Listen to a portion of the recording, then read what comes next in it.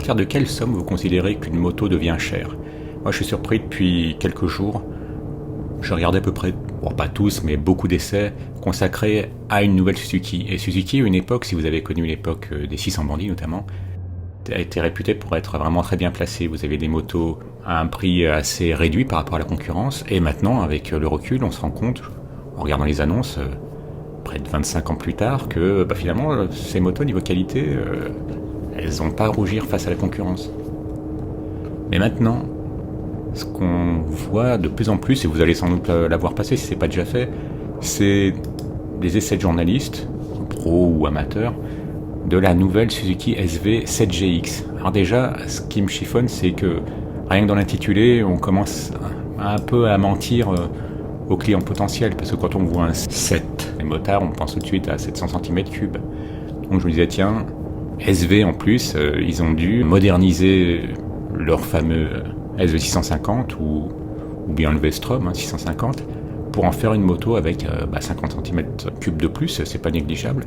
Bon, même si la norme Euro 5+ va certainement un peu consommer, si on peut dire, la différence, c'est en fait un moteur de 650 cm3. Donc c'est celui qu'on connaît bien. Hein. C'est le moteur qui a maintenant pas loin de 30 ans, 27 ans je crois. Le bon vieux V-Twin 650. Alors il est excellent, moi j'aime beaucoup les V-Twin. Et quand on voit que quasiment toute la concurrence, notamment chinoise, propose des twins parallèles qui ont beaucoup moins de caractère, bon ça fait toujours plaisir. On a au moins un moteur sympa. Mais un moteur qui a 27 ans. D'un moment, on peut se dire, est-ce que ça justifie le prix des motos actuelles? L'autre chose qui est étonnante, c'est qu'il n'y a pas de fourche inversée. Alors, c'est pas indispensable, mais c'est quelque chose d'assez habituel pour les gens qui achètent des motos récentes. L'amortisseur n'est pas réglable. La bulle est réglable mais avec un outil. Enfin, plein de petites choses. Et surtout, maintenant qu'il y a le ride-by-wire, on peut se dire, ça aurait été l'occasion de mettre un petit régulateur de vitesse, puisque c'est très facile de nos jours de se prendre une prune pour excès de vitesse, ça aurait été bienvenu. Au lieu de ça, on nous met des modes de conduite en fait pour une moto qui est pas super puissante, elle fait autour de 70 chevaux, 72 ou 73, quelque chose dans ces eaux-là. Donc est-ce qu'il y a vraiment besoin d'avoir des modes de conduite alors qu'un régulateur de vitesse, ça c'est vraiment utile au quotidien. Donc un moteur de 27 ans dans une moto vendue comme neuve, on peut dire que c'est pas la R&D qui justifiera le prix. Bon, il y a l'ABS forcément, c'est obligatoire, mais pas de cornering ABS. Par contre, toutes les motos l'ont pas. Mais ouais, c'est pour ça que c'est étrange de ressortir un vieux moteur des cartons, le mettre à l'heure Euro 5+, rajouter le ride-by-wire, mais le vendre, moi franchement le prix me choque. Je ne sais pas pourquoi tous les journalistes répètent qu'elle coûte seulement 8 000 €. Seulement 8 000 €, c'est un peu contradictoire dans les termes. Ça commence à 7 999, la vieille tarte à la crème marketing, pour aller, selon les coloris, à 8 299. L'autre point qui est étonnant, parce que Suzuki, quand je vous disais en début de vidéo, c'était réputé pour vous proposer un très bon rapport qualité-prix. Moi je me rappelle, mon meilleur ami de l'époque, lui il avait acheté un 600 bandits pour ça, avant de passer sur le 1200. Mais là maintenant, à 8 000 € en prix de départ, c'est pas super bien placé, notamment face à la concurrence chinoise qui est censée inciter les Japonais à baisser le prix de leur moto.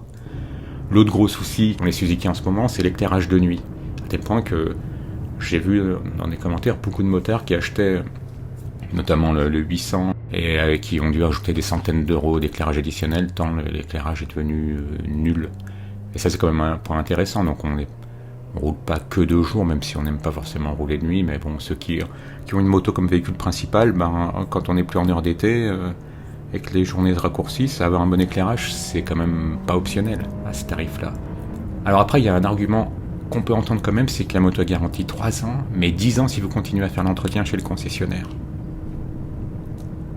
Est-ce que vous considérez que ça compense? D'autant que maintenant on le sait avec le recul, que les Suzuki, elles ont un très bon rapport qualité-prix et fiabilité. Et puis en plus, Suzuki, historiquement, ils ont quand même sorti des super modèles. Ils ont sorti toute la gamme des GSX-R, ils avaient sorti la Yabusa, donc ils ont gagné le respect des motards au fil des ans.